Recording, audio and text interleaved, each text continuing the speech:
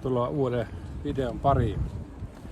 Olemme kävelyllä täällä Voinkirolassa ja pohdimme sitä, että miksi toiset työllistyy Norjassa ja toiset ei.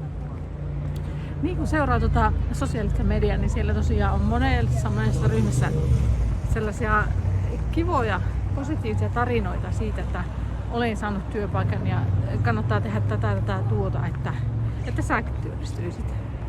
Niin me ei vähän tässä nyt mietitään sitä, että miten me saataisiin tämä kohtaamisongelma ratkaistua, koska Norjassahan on avoimena tosi paljon työpaikkoja. Niin ja sitä, että niin voitaisiko me jotenkin olla avuksi. Niin, olisiko työnhakijat valmiita maksamaan meille, että me autettaisiin siinä työhaussa? Koska sehän ongelmahan on akuutti siinä mielessä, että jos on jo CV laittanut ja on haettu työpaikkaa ja ei tule vastausta tai jää pelkkä kysymys, iso kysymysmerkki. Sitä ollaan pohdittu monesti, että miten tämä norjalainen työvoiman tarve, eli Norjan työnantajat ja taas sitten Suomesta työhakijat, että miten nämä saataisiin kohtaamaan. Moni tuolla sosiaalisessa mediassa niin laittaa sinne viestiä, että olisiko siellä Norjassa töitä tai myös soittavat meille. Niin sillä tavalla niin ajattelen, että kun oikeasti haluaa töihin, vaikka Norjaan, niin lähtee tekemään niitä asioita niin, että sillä asenteella, että minä haluan Norjaan töihin. Kyllä.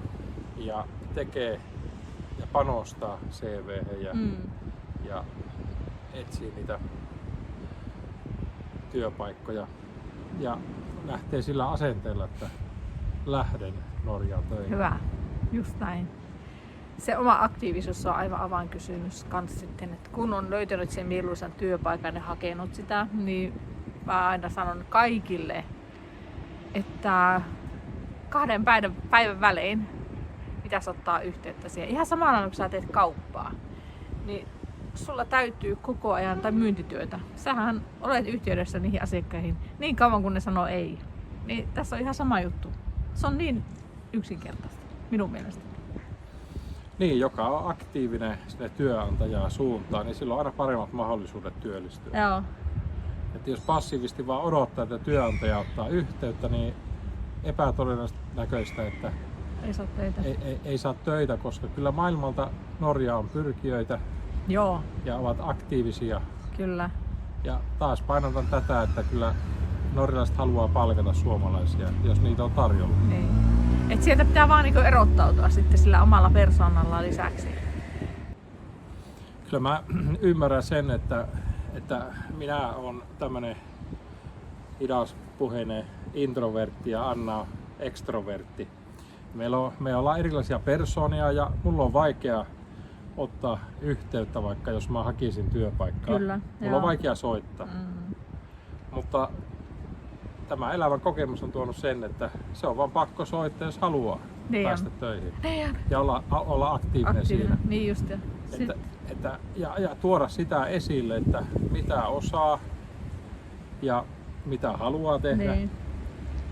Ja se, että ei se työnantaja näkee sinut paperilla, mutta monesti kuitenkin se persoona, miten tuot itsesi esille, niin se ratkaisee siinä valintatilanteessa. Niin on, joo.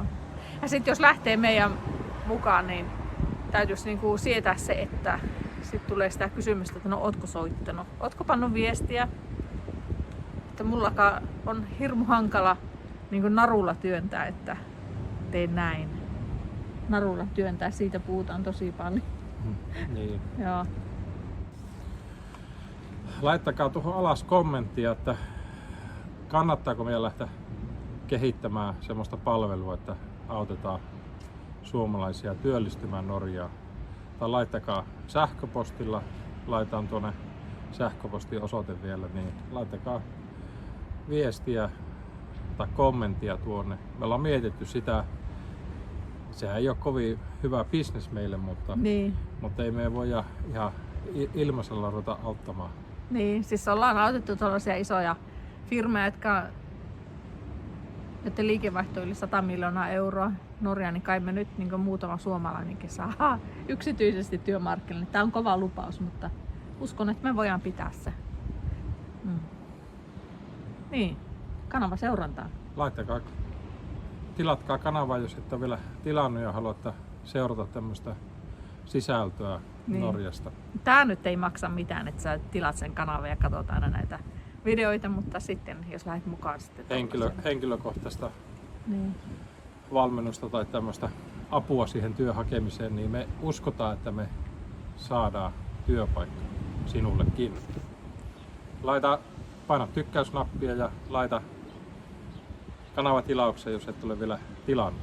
Ha det bra! Ha det.